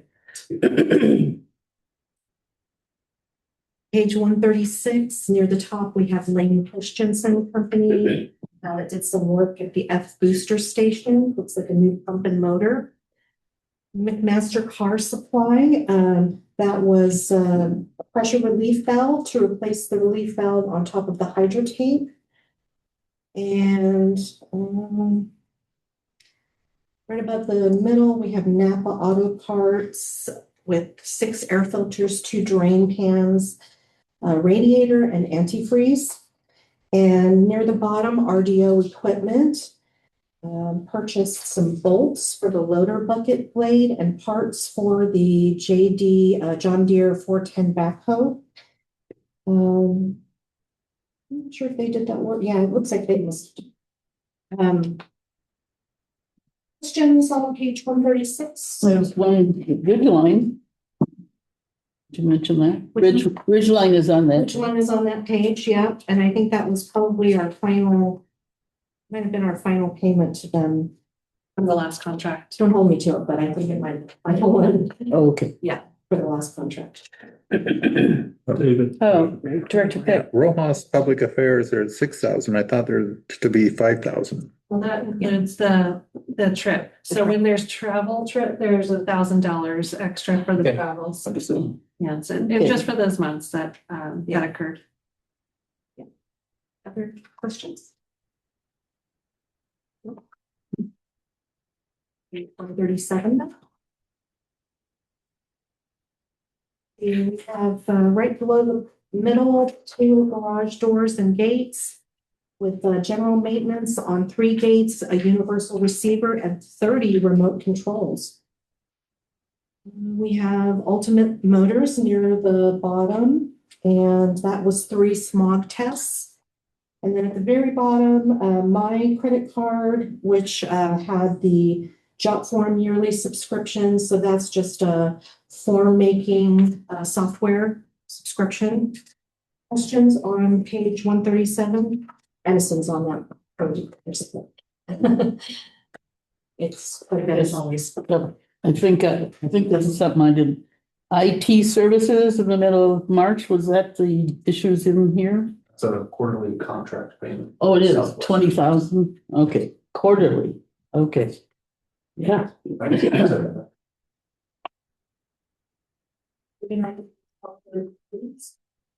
have at the very top David's credit card, including the monthly Adobe and AbleBits subscriptions. We training, transfer software and landlines, buses, campus deposit. Then we have Sarah's credit card right below that, including, this one had quite a bit on it, SurveyMonkey, Canva, Dropbox, and CalChamber annual subscriptions. CSDA Governance Foundation's webinar for President Doolittle, airfare for Sacramento legislative trip for CAC Chair David Carrillo, director name tags, hotel stay for Aqua/Rojas DC legislative trip for General Manager Johnson and Vice President Short, and CSDA annual conference for President Doolittle and Vice President Short. Also, we have USA Blue Book. Purchased some yellow spray paint, and I guess they buy that in large quantities for marketing. A multi-clip Mikasa rammer used to compact soil, gravel, or asphalt, and 2 service line pullers. And looks pretty routine otherwise. Questions on 138? And when you pest control services, please get the mouse out of David's office.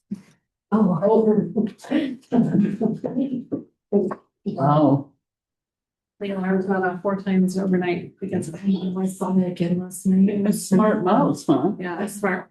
That hasn't been. Well, we don't know for sure, but we know. So at the bottom of page 138, we do have the total for this month, this is the real checks.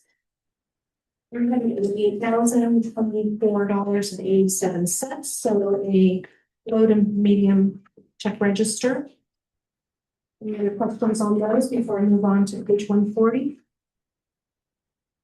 Page 140 is our payroll processing register. And this one includes the FSA plus within account reimbursements.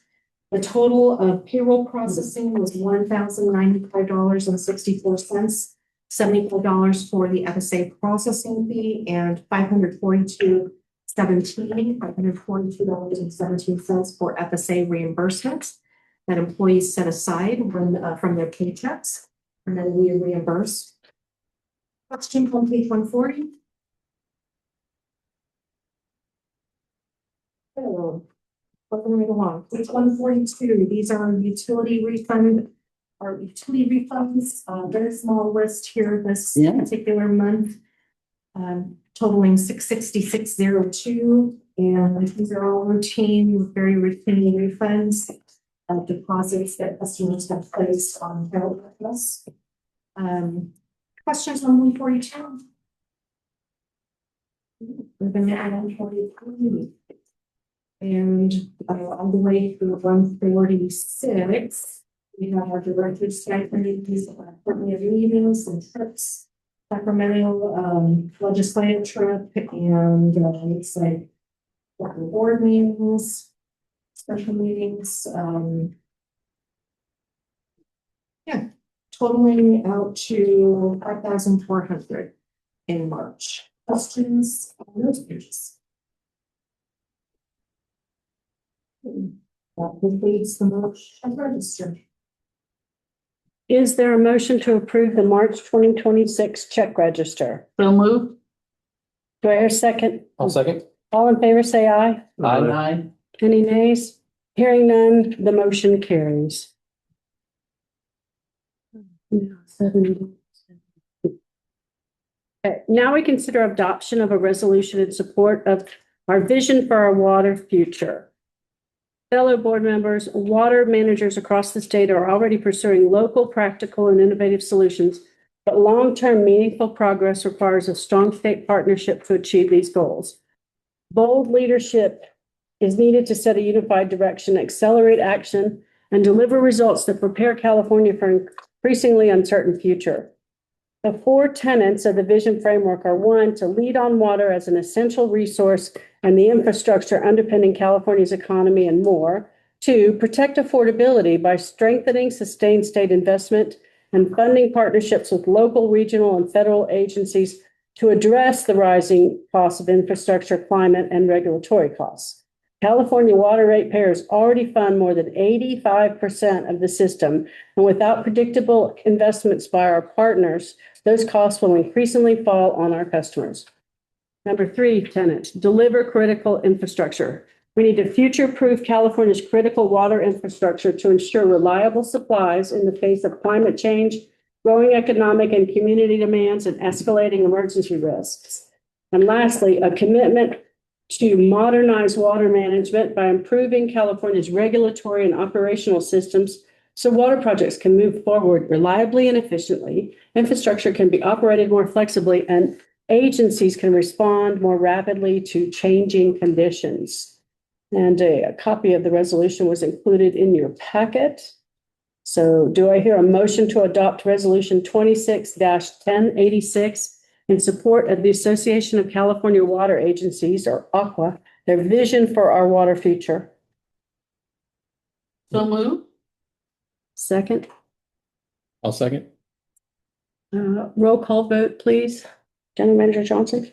Vaughn? Sorry, Sajil? Yes. President, oh my goodness. those I'm good. backwards. It is 5 years ago, those things. Did you just comment in? Director Flynn, Yes. Director Fick, Yes. Director Drosberg. Yes. Being short. Yes. Right, so that motion carries. And so now, continuing with our meeting, I believe we took care of the new order of all the agenda items. So item 8 on the action calendar, which is director's reports and comments. And as we know, this time is reserved for director reports and comments on matters within the district jurisdiction for informational purposes only, not on subjects covered by the agenda. The opinions expressed by these directors do not necessarily reflect those of the board as a whole, district staff, and no immediate action shall be taken. May we start with Director Jarlsberg? Oh. We, You're not ready to order? You're not ready to order? Okay, Vice President Short. Okay, I attended a manager meetup with President Doolittle and General Manager Johnson yesterday. We had a pretty good discussion. I think one of the things that came up was AI again. I am going to a AI presentation with Aqua to see the other side of the story on this. So I have more information on it to make a clear judgment on it. Sorry, this is my third meeting in the last 3 days, so I'm a bit burned out. I guess that's it for me. All right, Director Flowen. Nothing. All right, Director Fick. 2 things. One is there is a court case tomorrow in Victorville regarding the Lovemore Ranch project. And I had success in pursuing this through MBCA with the Regional Water Quality Board and the Ombudsman, that's I always want to add a Y in there, Albany Watson. But Cassandra, who is no longer there, she's been replaced by a Mr. K. Dunn. But she was very useful because this Axel Kramer, promoter for this Lovemore project, inferred and convinced the county that it was all hunky-dory and he had a water treatment plant, all approved by the Regional Water Quality Board. Cassandra supplied me all the emails that he had, and it's gone to court. It's part of the court evidence, and it's going to disprove the fact that he knew what he was doing. Obviously, you people had the checklist that he didn't know what he was doing. So that's part of that. Now, I also contacted the current ombudsman on my own because Director Shook was concerned about hours on investing about nitrates.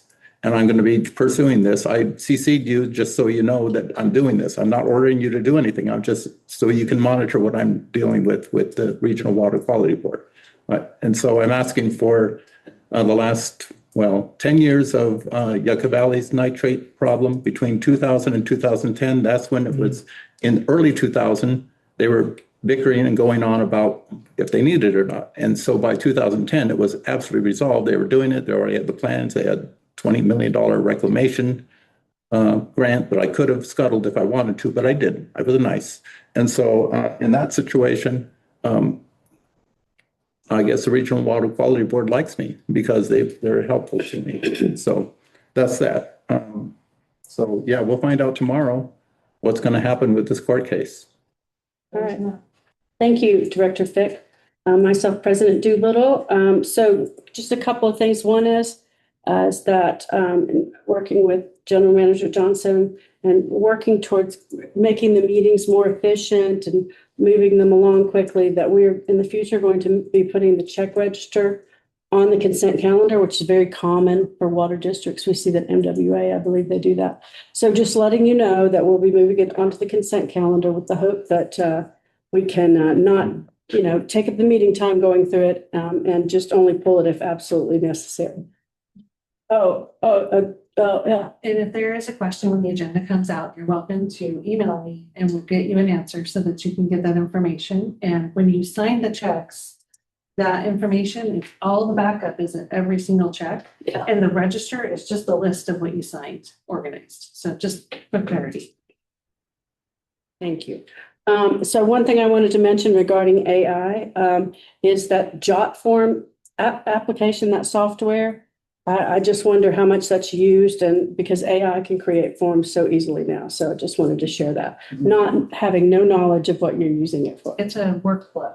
Oh, okay. You submit and then. Oh, it's not a form maker. It's not a form maker. It's a form. Oh, but it's tracking it. Yeah. It's tracking. Yeah, Okay, got multiple it. signatures need to be workflow. Like I said, I didn't know anything about it. And then the last thing I wanted to say was something, I'm glad that General Manager Johnson shared this with me, because something that I said at our meeting on Monday, what I understood was misunderstood. I wish I could remember, the video's not online, but what it was, and somehow we were talking about an upgrade, and I don't know what we said, and I winked at the general manager and said, yeah, maybe we could get an upgrade. I did not mean I wanted a new model.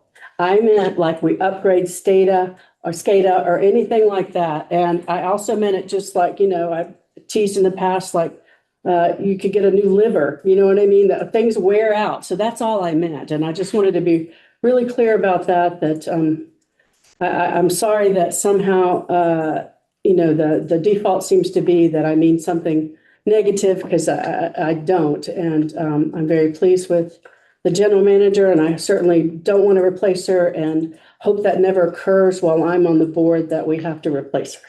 So that's all I meant by an upgrade. Now I'm ready. Director Jarlsberg. All right. Okay. Thank you, because I did mention a couple of weeks ago in one of our many meetings that I wanted to report on the meeting at the Mojave Water Agency back on April 23rd, but wasn't quite ready because it was an important meeting, and I did take a lot of notes, and rather than go, take a lot of time, hopefully I can just run through this quickly, but they had a workshop right in the beginning of their meeting. Agency Master Plan Progress Update. Foundation. And they said what they're committing to improve service to how MWA responds to customers' requests. I thought that was actually pretty good as part of their progress report. And then they talked about their strategy for 2027 will be out to customers in person to assess their needs and follow up. So I guess they're busy visiting the various districts. Have they done that Water here? Agency? Hmm? Mahogany Water Agency? Yeah. Yeah. Do they do that regularly? No, but we talk to them all the time. No, I know you do, but they're actually going to be there physically. Yes. Which is kind of interesting. Hearing too. Yeah, good.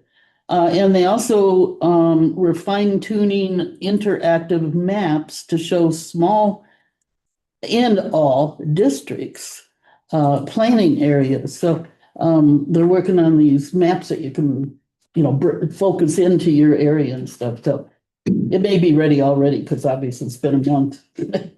And they said there was proposed draft fiscal year 2027 budget book and budget discussions. And they have a draft available that they were saying you can review now. And then they also considered approval of the fiscal year 2027 investment policy that was approved. So they're, I guess, end of the year going through stuff. But, and then they considered authorizing labor compliance consulting services with Will Dan Engineering. And that was approved. And they're also talking about being consistent with their compensation policy. That was, and then just, I don't know, all the board members are going periodically to these meetings, and I'm sure a lot of the meetings include awarding contracts for a variety of things, and those happen to pass pretty easily. And then the one report that I heard, usually at the meeting, at the end of the meeting, they have all these managers' reports, and usually they just say, none, none, none, none. But they did report, and I couldn't remember, I didn't really hear who said this. It might have been engineering. I just don't know, or administration. But anyway, they said the boardroom was beginning to upgrade technical and cameras, and they hope to be done with the issues in July or so. So they're working on it too. Can they come do ours? Yeah. Anyway, I thought that was good. And then they actually ended at 11:48 after starting at 9:30. So it was kind of a long meeting, but I did it. And I just want to follow on with what Director Jarlsberg was saying. I just happened to attend that meeting. It wasn't assigned to me or anything. And a story map is what they were calling doing those mapping, which were really neat. And interactive. Yeah, they were. I can't remember if I sent it to somebody. I think I did. It was so cool. Yeah. And they're wanting to ground truth, the need and the how to deal with structurally in their master planning. But one thing that they had was board members have the ability to comment chat amongst each other. And I thought that was interesting. Yeah, because one of the reasons for the cameras was that so they could see the people that are talking. Like, they're behind a wall and you have no idea who's talking from, zooming in. So they're meaning the monitor is in the way, their computer, laptop, whatever monitor. You can see the tops of their heads. It's not a wall per se, but Yeah. you can't see it. Right. Yeah. Yeah, I get confused by that too. Director Fick. Yes, the mention of MWA jogged my memory. I did attend the meeting that you assigned me to.